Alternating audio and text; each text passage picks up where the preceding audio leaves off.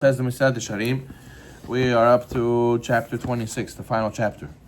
We're up to a chapter about the trait of holiness. Kedusha. Inyan Kedusha kafulhu. The concept of holiness is two parts. It begins with the hard work and it ends with the reward. The hard work is the beginning. Right? The beginning is with exertion, but the end is a gift. Meaning, how do you become holy? You work very hard, and then at the end you get a gift called holiness. You become holy. And he says, this is what it says in the Gemara. Adam mekadesh atzmo me'al, makdishim oto harbe. 39a says, a person sanctifies himself a little bit, Hashem sanctifies him a lot. What does this mean? He says, mashal. He says, Baal Shem to explain, like there's a father who wishes to teach his son how to walk. So each step the child takes, the father steps back a little bit more. That way the son will take more of a step on his own, right? So the child may be frustrated because, the harder he tries to reach the father, the more he steps away, right? So that you have a child over here, he's walking slowly, and the father says, come. And he comes closer and closer, the father goes away farther, because he wants them to practice to walk. So he comes, come, and he takes a step back each time. So the son is getting frustrated. He's saying, no, I want to grab you already. Why do you keep going away? So the father's goal is not for the child to reach him. The father's goal is that he should struggle and he should learn to become independent. And it says the same thing. A person has to know that there's a struggle. Many times we want to come closer to Hashem. And we struggle and we put efforts, and then we feel Hashem is farther. Again, Hashem is farther from us. Hashem, I want to become close to you. Why do you keep retreating from me?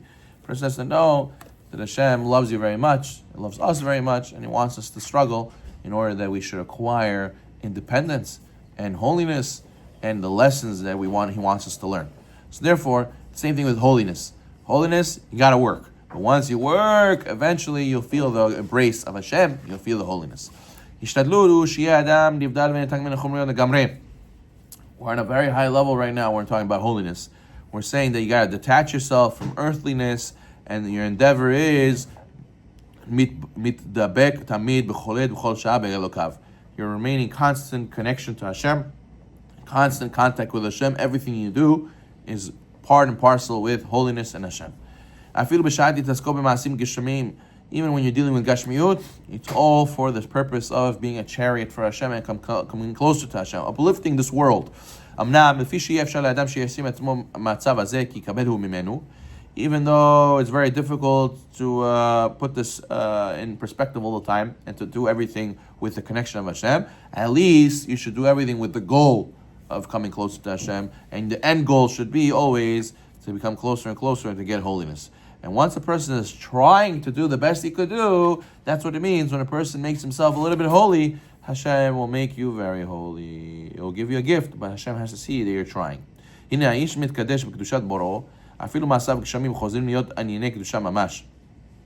a person who's very holy, and he's doing everything for the sake of Hashem, even his gashmiut becomes holy. Meaning, even the normal, regular, everyday things you do is very holy, because you're doing it all for the sake of Hashem. He says, for example, eating kodashim, right? The korbanot, which is meat. It's a big barbecue. That's what you're doing. You're eating a nice steak. Usually we would think that's totally gashmiut, that's totally desires. No, person is doing it as a korban. It's a mitzvah, actually. Without the kohanim eating the korban, you don't get the kapara. You're missing out on the tikkun that you're supposed to do for your sin. As the Gemara says, kohanim ochleim, baalim mitkaprim. By the kohanim eating the steak, eating the korban, the one who brought the korban, he gets a kapara, he gets a atonement, a spiritual atonement. This Kohen's eating makes the atonement for him. It's a spiritual thing now. It becomes a holy thing. Now you could ask, Rabbi, what's the difference between someone who's holy and someone who's pure? We spoke about tahara and we spoke about kedusha. What's the difference? He says, Tahor, guy who's pure, ma'asav chomrim enam lo ela tzarech nimtza she'al ze yotzim misugara shebchomriyot nishem teorim. He says, a guy who's pure, what happens? He says that his physical acts only come through. They only look at him. He only looks at them because he has to do them. I have to eat. I have to sleep. What should I do? But a person who's kadosh, he makes it that the sleeping and the eating is also spirituality. It's also something higher. It's not just I'm doing it. There's two ways to do it, right? A person can eat a steak and say, I have to eat dinner. What should I do? Okay, no desires involved, but I have to eat dinner. I have to eat the steak. Or you could say, I'm eating the steak, and my intention only is for a mitzvah that this guy should get a kapara through me, the Kohen, eating the korban. I'm eating this korban, so he should have a kapara. Nothing to do with desires whatsoever. So that's the difference. One is just parv, and one is considered, no, I made the basely desire worldly thing, I made it even higher. I made it holy. You become like a mishkan. You become like an altar. And therefore, it's hard to. We were talking about eating a meal with no desires whatsoever. That's very hard to do, but you should know there is such a thing where you get to that level. For example, a good example is the matzah. Matzah by the Seder, right?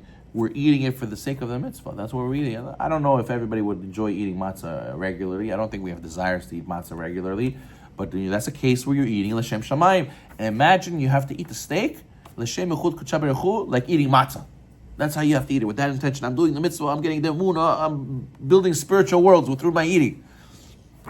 That's the level of the kadosh. The kadosh guy, that's how he eats it. There's a story with the David Lelov, right? He visited the Magid Koznitz.